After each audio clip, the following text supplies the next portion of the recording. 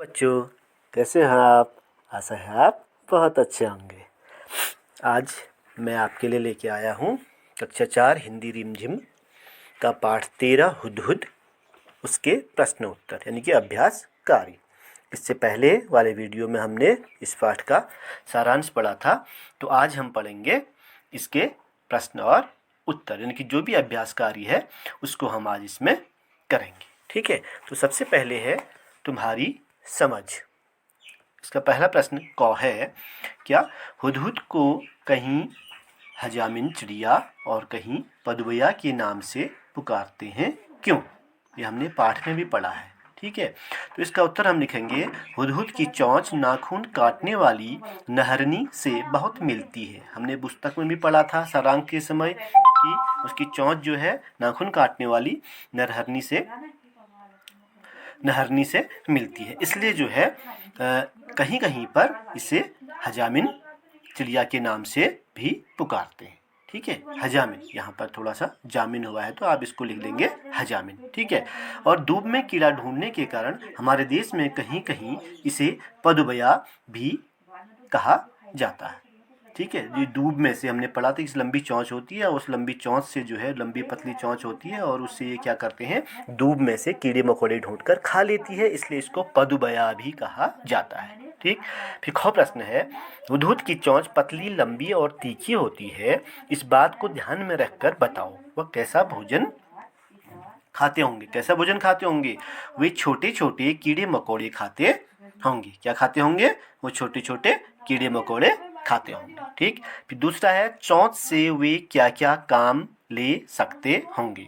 चोंच से वे जमीन के भीतर छिपे कीड़े मकोड़े ढूंढ निकालते होंगे। दुश्मनों से अपना बचाव भी वे इसी चोंच से करते होंगे। ठीक है, तो क्या करते होंगे? एक तो उनको मदद होती है पहली कि जो कीड़े मकोड़े खाते हैं उनको खा लेते हैं। दूसरा, और चोंच से जमीन के अंदर जो छुपे हुए कीड़े होते हैं उसके भीतर से उनको भी ढूंढ के निकाल के वह खा लेते हैं और दुश्मनों से भी लड़ सकते हैं। तो आप लिखने के लिए इसका आप स्क्रीनशॉट अपनी नोटबुक में करने के लिए इसको ले सकते हैं। ठीक है, तो उसके बाद है, क्या मैंने जाना। क्या है? मैंने जाना। देखो, पाठ में से ऐसे शब्दों की सूची बनाओ जो पक्षियों के लिए इस्तेमाल होते हैं। ठीक, जानती थी यानी कि जो आप तुम जानते थे, जो पाठ तुमने पढ़ा उसमें से क्या तुम जानते थे।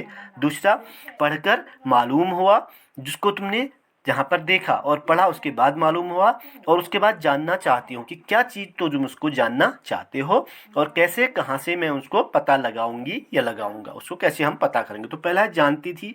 क्या? चोंच के बारे में हम जानते थे, आंखें, अंडे, घोंसला, चहचहाना, पंख, ये सब हम जानते थे। ठीक है, पढ़कर मालूम हुआ, क्या मालूम हुआ हमको?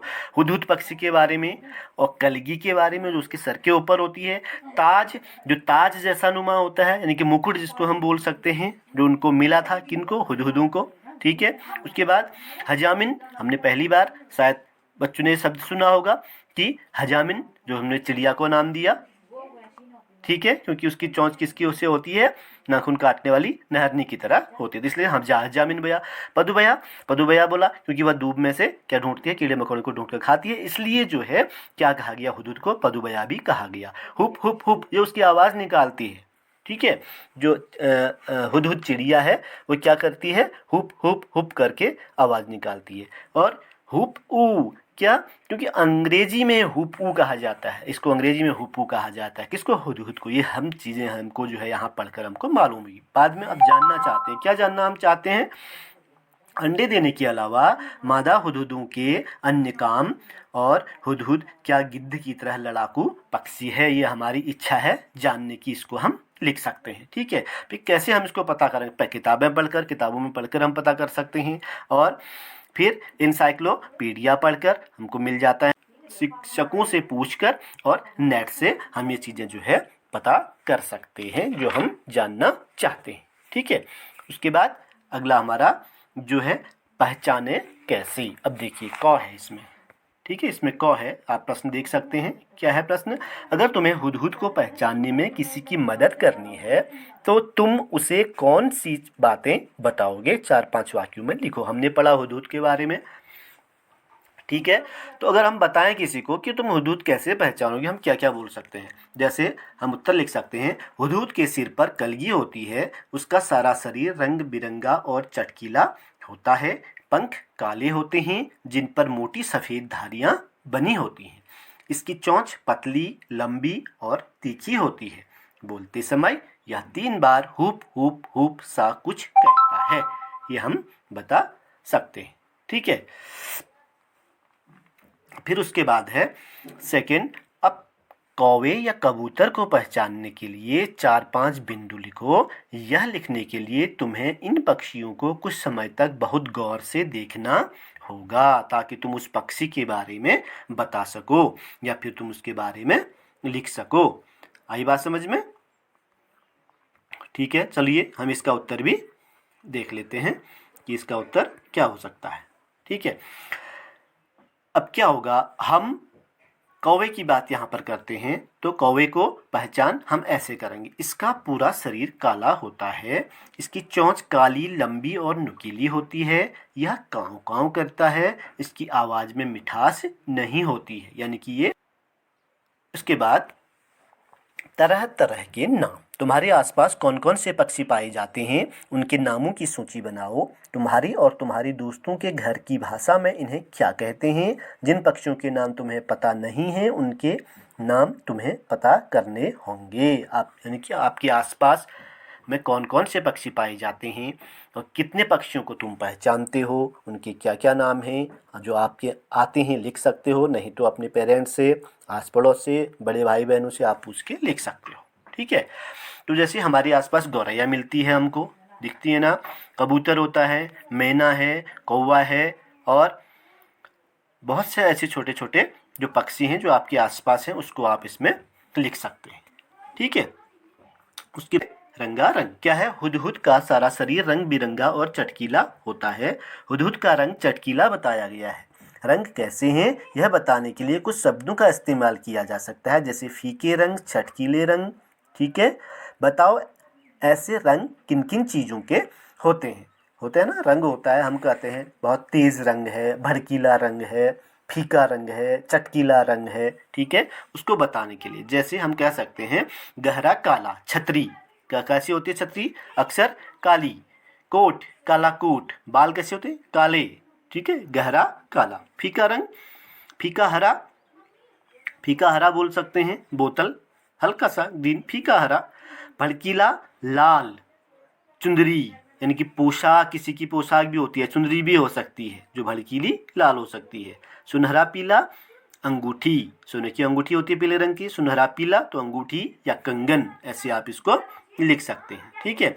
नेक्स्ट है, यूनी ने आसमानी रंग की कमीज पहनी है, आसमानी रंग का नाम कैसे बना होगा सोचो। ऐसे ही कुछ और रंगों के नाम लिखो जो किसी चीज के नाम पर पड़े हैं। ठीक है, आसमानी किसके नाम पर पड़ा है, आसमान के नाम पे ना। ठीक है, तो ऐसे ही नारंगी संतरा यानी कि नारंगी संतरे के नाम पर, बैगनी बैगन के नाम पे, गुलाबी लिख सकते हैं हम गुलाब के नाम पर, जामुनी जामुन के नाम पर, प्याजी प्याज के नाम पर, यानी कि फल पत्ती आदि के नामों पर, सब्जी के नामों पर, इस पर हमने जो है ये रंगों के नामों के हमने नाम लिखे हुए हैं। ठीक है, तो उसके बाद है, चलिए आगे पढ़ेंगे हम शब्द एक अर्थ अनेक। थोड़ा ध्यान से सुनिएगा। शाह की भेंट हुदहुदों के मुखिया से हुई। किसकी भेंट हुई, शाह की भेंट किससे हुई, हुदहुदों के मुखिया से। ठीक है, जो मोटे अक्षरों में लिखा हुआ है, क्या लिखा हुआ है, भेंट लिखा हुआ है। ठीक है, उसके नीचे लाइन में देखिए, मुझे अपनी बहन ने एक बहुत सुंदर भेंट दी। ऊपर वाले वाक्य में भेंट का मतलब मुलाकात से है, नीचे वाले वाक्य में उपहार से है। ऊपर जो भेंट है वह किसके लिए आया है, मुलाकात के लिए आया है, और नीचे जो भेंट आया हुआ है वह किसके लिए आया है, उपहार के लिए आया हुआ है। ठीक है, लेकिन दोनों का क्या है, एक यहाँ पर भेंट है, एक यहाँ पर भेंट है, लेकिन दोनों को क्या है, अर्थ अलग अलग है। एक का अर्थ है मुलाकात, ठीक है, और दूसरे का अर्थ है उपहार। ठीक है, तो तुम भी ऐसे 4 शब्द सोचो जिनके 2 मतलब निकलते हों और उनको वाक्यों में प्रयोग करो। कहने का मतलब ये है कि उनके जो है बोलने में एक जैसी, लिखने में एक जैसे शब्द हों लेकिन उनके अर्थ अलग अलग हों। तो आपके लिए कुछ यहाँ पर 4 शब्द यहाँ बना रखे हैं, ध्यान से सुनिएगा। पत्र, कल मैंने अपने मित्र को एक पत्र यानी कि चिट्ठी, पत्र मतलब होता है चिट्ठी, लिखा। कल मैंने अपने मित्र को एक पत्र लिखा। पूजा पाठ में आम्र पत्र, आम्र मतलब आम, पत्र मतलब पत्ता का इस्तेमाल होता है। तो यहाँ पर क्या है, दोनों जगह पत्र है लेकिन अर्थ अलग अलग है। दूसरा ख देखिए, पर, पक्षियों के पर होते हैं, पर मतलब पंख से मतलब है। वह आया पर, लेकिन किंतु, पर वो बोला कुछ नहीं। दोनों शब्द एक है लेकिन अर्थ उसके अलग अलग है। ऐसे गौ, जल, मुझे एक गिलास जल चाहिए यानी कि पानी चाहिए। देखो कहीं हाथ न जल जाए, नुकसान न हो जाए, हाथ को जल न जाए। ऐसे फल, सेब एक पौष्टिक फल है, यहाँ फल है क्या, सेब। ऐसे बुरे काम का फल बुरा होता है, यानी भी फल है, ये यहाँ पर नतीजा है। ठीक है, तो इस प्रकार हम शब्द एक है लेकिन अर्थ अनेक, तो शब्द एक अर्थ अनेक। ऐसे नीचे देखिए, फिर क्या है, हुदहुद एक बहुत ही सुंदर पक्षी है। हुदहुद और पक्षी दोनों को ही हम संज्ञा कहते हैं। अब नीचे दी गई तालिका को आगे बढ़ाओ। हुदहुद पक्षी, ठीक, भारत देश, अनार फल, ऐसे हिमालय लिख सकते हैं हम, पर्वत। और गंगा क्या है, नदी, गंगा क्या है, नदी है, हिमालय पर्वत है, और रविवार एक दिन का नाम है। ठीक है, तो इनको हम क्या बोलेंगे, संज्ञा बोलेंगे।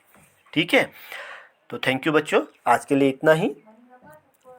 हम आगे मिलते हैं किसी और वीडियो के साथ, ज़रूर देखिएगा, और चैनल में नए हो तो सब्सक्राइब कीजिएगा।